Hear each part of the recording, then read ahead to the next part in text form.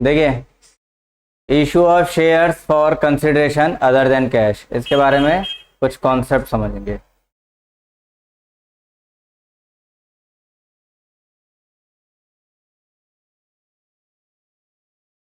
Concept क्या है? Suppose करते हैं कि कोई एक कंपनी है XYZ लिमिटेड, है ना, ये एक कंपनी है। इसके पास जो अपना टोटल कैपिटल है वो है 5 लाख रुपए का। अब 5 लाख रुपए में उसे बिजनेस चलाना है, fix capital, current capital, fix assets, current assets सब खरीदने हैं, सब कुछ लगाना है। चलो, इसे मशीन चाहिए, ये चला गया मशीन खरीदने, है ना। तो कहाँ गया? राजपाल यादव दुकान पे गया, एक ट्रेडर के पास चला गया, जाके एक मशीन परचेज करता है। तो ट्रेडर से इसने मशीन परचेज कर ली, परचेज ऑफ मशीनरी। ट्रेडर ना लिखकर मैं यहाँ पर एक वर्ड इस्तेमाल कर रहा हूँ, वेंडर। वेंडर ज़्यादा अच्छा वर्ड है यहाँ के लिए। ये वो पर्सन होता है जो सप्लाई, प्रोड्यूसर्स को गुड्स बेचता है। वेंचर वो तो मिली जुली भगत होती है, मिलजुल के काम करना। तो ये खैर, तो वेंडर, वेंडर ने क्या करा? सेल कर दिया मशीन, XYZ लिमिटेड ने परचेज भी कर लिया। मशीन की कीमत 2 लाख रुपए। अब बात ऐसी है कि अब XYZ अगर अपने पास 5 लाख रखे हुए, जो उसके पास कैपिटल है 5 लाख, उसमें से 2 लाख रुपया अगर वेंडर को ही दे देगा तो बाकी के खर्चे भी तो निपटाने हैं इसको। कैसे निपटाएगा? फिर बड़ी दिक्कत हो जाएगी। और ये मशीन जरूरी भी है क्योंकि इसी की वजह से एक प्रोडक्शन करेगा, कमाएगा। तो दुविधा में फंस गया ना। अब तो क्या करा जाए? इसने कहा कि भाई एक काम कर लो, 50,000 रुपया मुझसे ले लो, बाकी का मैं तुम्हें 2-3 महीने 6 महीने बाद चुका दूंगा। वेंडर ने कहा नहीं भाई, नहीं कर सकता मैं, 1.5 लाख रुपए का उधार थोड़ी दूंगा। 1.5 लाख रुपए का तो मतलब ये हो गया कि मेरा बिजनेस 1.5 लाख रुपए से रुका रहेगा। भाई तुम पैसे दोगे तो मैं एक नया माल खरीद के लाऊंगा, फिर उसे बेचूंगा, फिर प्रॉफिट कमाऊंगा। तुम पैसे ही नहीं दोगे तो मैं आगे खरीद नहीं पाऊंगा। बहुत सारी बातें आ जाएंगी। अब XYZ लिमिटेड फंस गया, क्या करा जाए? तो बोला ठीक है, अब एक काम यही बचता है कि 50,000 रुपया आप मुझसे कैश ले लो, हैं, और बचा हुआ 1.5 लाख का, बचा हुआ 1.5 लाख का आप मुझसे मेरे शेयर्स ले लो। वेंडर ने कहा हाँ, ये थोड़ा कुछ अच्छी बात रही। अब वेंडर को क्यों अच्छा लगा ये? एक तो शेयर मिला, यानी इसी कंपनी में ये मालिक बन गया। दूसरी बात, इसको डिविडेंड मिलता जाएगा, हैं, डिविडेंड मिलेगा ना। तीसरी बात, समय बीतने के बाद ये 1.5 लाख रुपया भी मिलेगा इसे वापस। बहुत अच्छी बात। कहा हाँ ये ठीक है, ऐसा कर दो। कहा चलो बढ़िया, करते हैं। ये जो अमाउंट 1.5 लाख रुपया पे किया, ये पे तो किया ही नहीं, ये तो शेयर कैपिटल दे दिया है। शेयर देके एक तरह का कैपिटल बना लिया अपने पास। और इसी को कहा जाता है कंसिडरेशन अदर देन कैश। यहाँ पे लिखा हुआ है issue of shares for consideration, मतलब लेन देन other than cash, other than cash.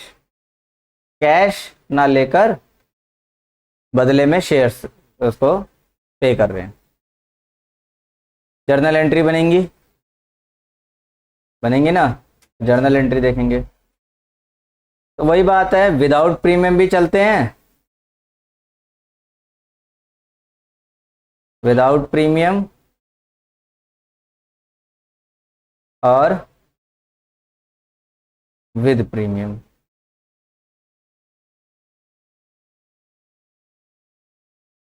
Without premium and with premium.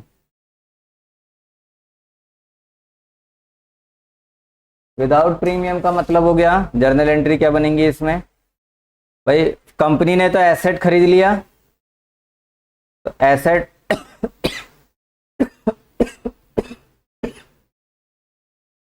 Sorry, asset account debit to vendor account. Vendor से खरीदा है ना, तो वेंडर अकाउंट, नाम दिया होगा तो नाम लिख देना। फिर जब वेंडर को पेमेंट करने गए तो वेंडर अकाउंट डेबिट हो जाएगा टू 50,000 रुपये तो दिया ही है उसे, तो टू बैंक अकाउंट, बाकी का उसको शेयर दे दिया तो to share capital account. Amount भी भर देते हैं इसमें ताकि ज़्यादा प्रॉब्लम ना महसूस होए। हमने एसेट खरीदे 5 लाख रुपए के, 5 लाख रुपये आ गया, एसेट तो 5 लाख के हैं। अब वेंडर को पे करने गए तो 5 लाख रुपया, नहीं नहीं सॉरी 2 लाख रुपए का ही था, बिल्कुल सही बात कह रहे हो, 2 लाख, 2 लाख, वो तो कैपिटल उसकी थी अपनी 5 लाख की, 2 लाख। अच्छा बैंक में 50,000, क्योंकि 50,000 तो हमने कैश पे कर दिया, बाकी का 1.5 लाख रुपया शेयर कैपिटल में। विदाउट प्रीमियम कोई प्रॉब्लम ही नहीं है, ठीक।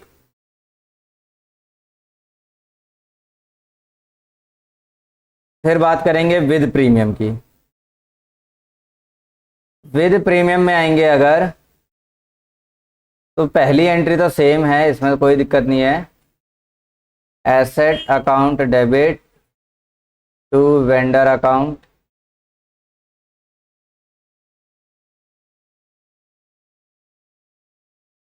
दो लाख, 2 लाख।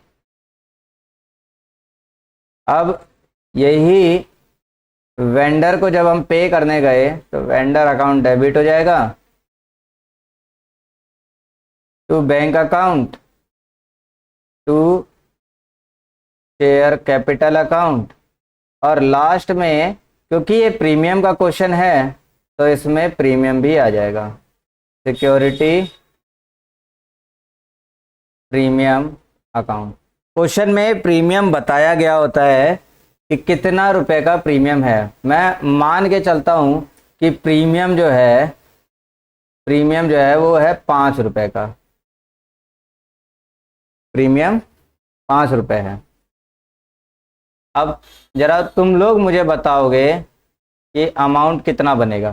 फेस वैल्यू वही 10 रुपये ही है, फेस वैल्यू 10 रुपये है। तो मुझे बताओ जरा प्रीमियम में मैं कितना amount भरूं।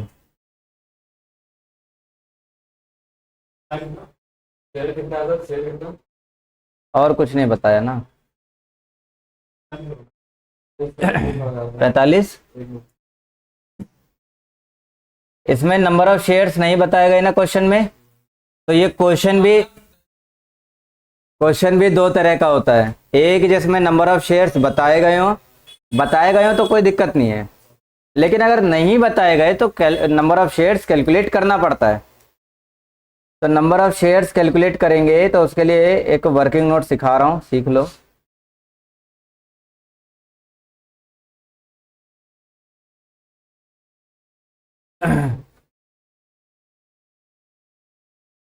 Working note, number of shares हमें पता लगाने हैं, नंबर ऑफ शेयर्स। तो इसके लिए करना क्या है, परचेज कंसिडरेशन,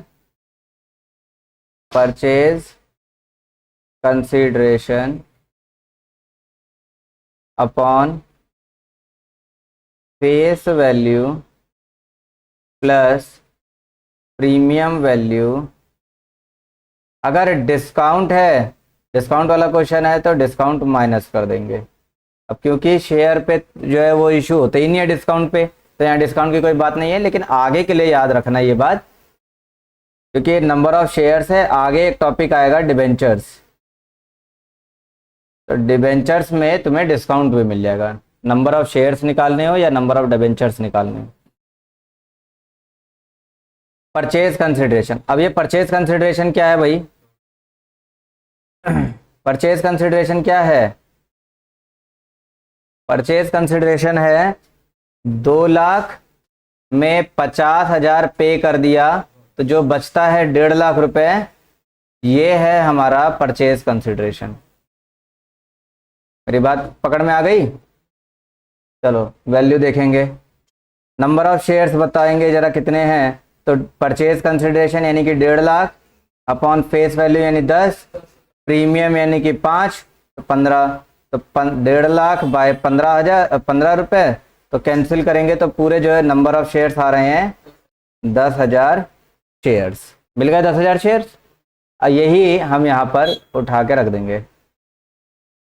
वेंडर में तो पूरे 2 लाख रुपए आ जाएगा, बैंक में हम इसे 50,000 पे कर रहे हैं वो आ जाएगा।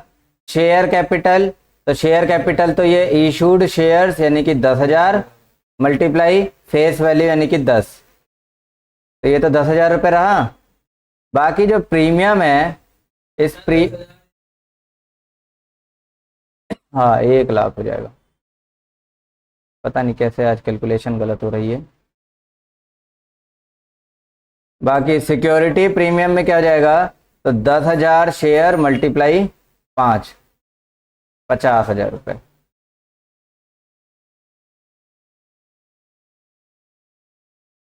ये था एसेट्स परचेज करने की बात, है ना? सारा केस इसमें निपटा दिया। अच्छा आगे बढ़े।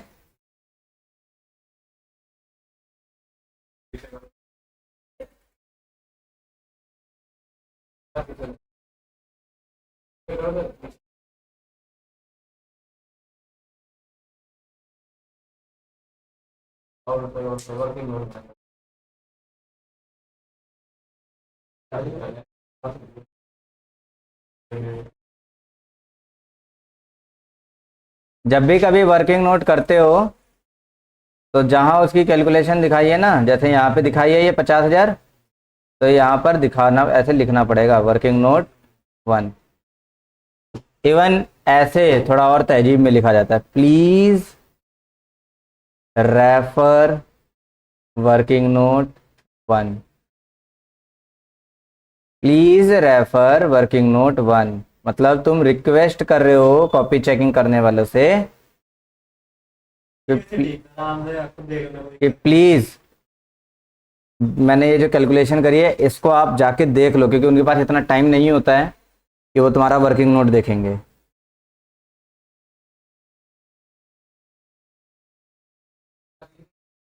सीबीएसई में 95 लाने वाला यहाँ पर 40 के लिए मरता है, 40 के लिए, 40 आ जाए बस कैसे भी, है ना? तो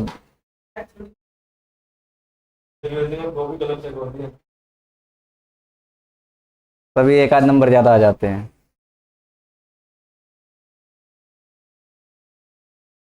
समझ में आया ना ये बात? ठीक है आगे बढ़ जाएं आगे।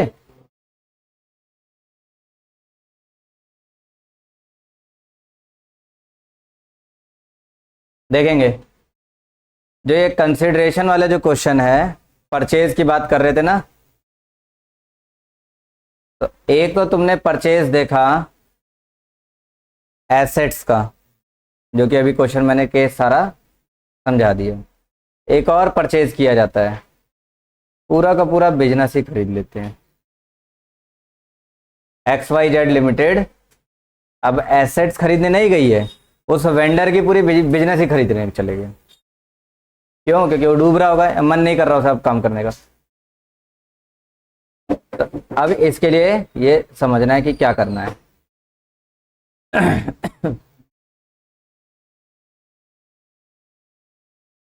अब यहाँ तुमने देखा था कि पहली एंट्री परचेज की थी, assets account debit to vendor account. लेकिन यहाँ पर क्या है, बिजनेस में यहाँ पूरा एसेट्स मतलब इसका पूरा बिजनेस ही खरीद रहे हो, तो एंट्री करोगे ऑल एसेट्स अकाउंट डेबिट, और थोड़ा सा गैप छोड़ के, एक लाइन का गैप छोड़कर, टू ऑल लाइबिलिटीज अकाउंट। इसकी सारी लाइबिलिटियां भी तो अब तुम्हारी हो गई हैं। जब किसी की खुशियां ले रहे हो तो उसके गम भी लेना सीखो। तो वही है, उसकी खुशियां छीन रहे हो तो उसके गम भी छीनो। तो all assets account debit to all liabilities account. बदले में उसको कुछ तो पे करोगे, या उसे ऐसे ठन ठन गोपाल दे दोगे? नहीं ना। तो जो पे करोगे वो यहाँ पर लिख दोगे उसके नाम से या वेंडर के नाम से, टू वेंडर अकाउंट। क्वेश्चन में बताया गया होगा कितना अमाउंट पे कर रहे हो। बात क्लियर हुई? अब सबसे बड़ी प्रॉब्लम है यहाँ पर कि एक तो डेबिट में तुमने देखे कुछ आ रहे हैं, और एक तुमने यहाँ देखा कि क्रेडिट में कुछ कुछ आ रहा है। डेबिट और क्रेडिट कायदे से बराबर होने चाहिए, लेकिन यहाँ बराबर नहीं होगा, है ना। अगर बराबर नहीं है तो ऑब्वियसली या तो डेबिट में कुछ कमी है या फिर क्रेडिट में कमी है। ध्यान दो, अगर डेबिट में कम आया, डेबिट साइड में कम आ रहा है, तो यहां लिखोगे गुडविल अकाउंट डेबिट, और जो डिफरेंस अमाउंट है लिख दोगे अगर डेबिट में कम आया है तो। इन केस अगर क्रेडिट में कम आ गया तब क्या करेंगे, तो लिखेंगे टू कैपिटल रिजर्व अकाउंट, और उसका अमाउंट दोनों में कोई एक ही आएगा, या तो गुडविल अकाउंट है या कैपिटल रिजर्व अकाउंट। पहली बात, पहली एंट्री हो गई। अब दूसरी एंट्री के लिए आएंगे, तो दूसरी एंट्री पेमेंट के लिए करी थी हमने। एंट्री थी vendor account debit to bank account, कुछ पैसा दे के भेजा उसे, कुछ उसे शेयर कैपिटल दे के भेजा, और कुछ जो है सिक्योरिटी प्रीमियम हो गया। ऐसा ही कुछ हुआ था।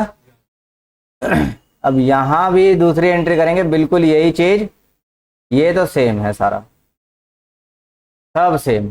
जो वेंडर को पे कर रहे हैं, क्वेश्चन में बताया होगा कि कितना पे कर रहे हैं, कितना कैश ले जा रहा है, कितने का शेयर कैपिटल है। प्रीमियम वाला है तो जैसा भी पीछे मैंने प्रीमियम की कैलकुलेशन बताई, प्रीमियम कह रहा हूँ, वो शेयर्स की कैलकुलेशन बताई थी, तो उस तरह से नंबर ऑफ शेयर निकाल के शेयर कैपिटल का अमाउंट अलग और प्रीमियम का अमाउंट अलग कर दिया जाएगा। ठीक है, ये इतनी बात इसमें हो गई। तो ये और निकलो,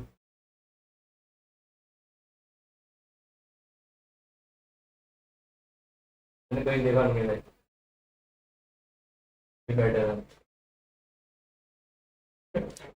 क्वेश्चन देखा जाए, क्वेश्चन देख लेते हैं एक आधा कंसिडरेशन का। अच्छा, एक ही क्वेश्चन है, उसमें बैलेंस शीट भी बनाने को दी हुई है।